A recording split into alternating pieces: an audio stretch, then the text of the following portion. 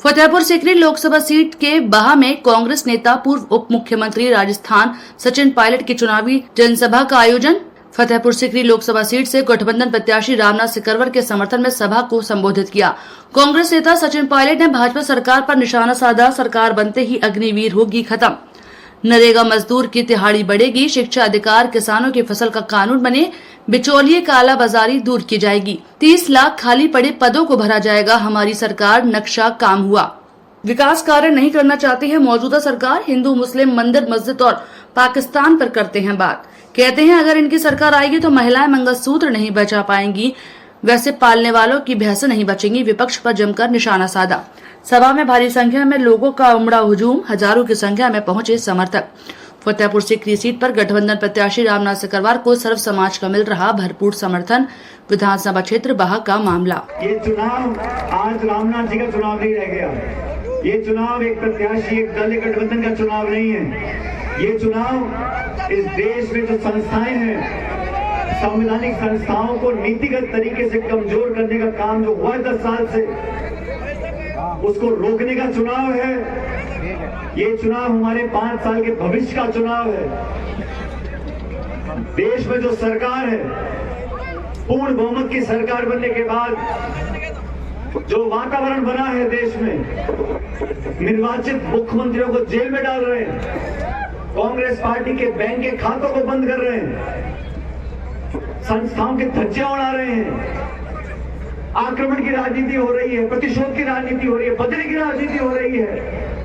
विपक्ष को समाप्त करना चाहते हैं, कांग्रेस को बनाना चाहते हैं। जज्बे से लोगों की, किसान की, गांव की, गरीब की बात को रखते हो। मुझे खुशी है कि फौजी को हमारे दल ने, हमारे गठबंधन ने मौका दिया है संसद में जाने का। आप संसद में पहुंचकर उस गरीब और गांव के रहने वाले बच्चे की आवाज को उठाओगे से मुझे पूरा विश्वास है।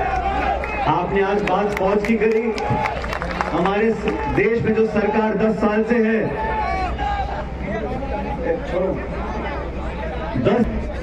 10 साल की अपनी रिपोर्ट कार्ड देने से डरते हैं। ना तो किसान की आमदनी दुगनी कर पाए, ना महंगाई खत्म कर पाए, ना काला धन लेकर पाए।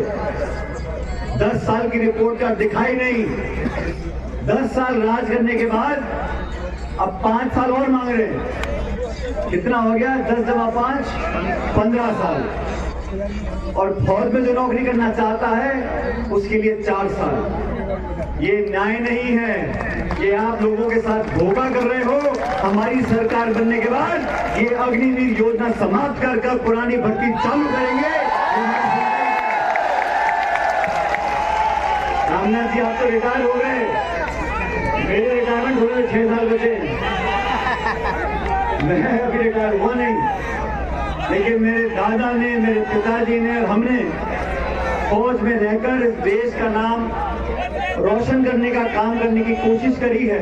मैं जानता हूं जो व्यक्ति फौज में जाता है वो तनख्वाह कमाने के लिए नहीं जाता। देशभक्ति सिखाई गई, देश के लिए मर मिटना सिखाया गया और 18 वर्ष ईमानदारी का पाठ पढ़ाया गया। जब 18 वर्ष ईमानदारी का पाठ पढ़ के आया, लोकतंत्र को हमने पढ़ा, घर वापस आया तो मुझसे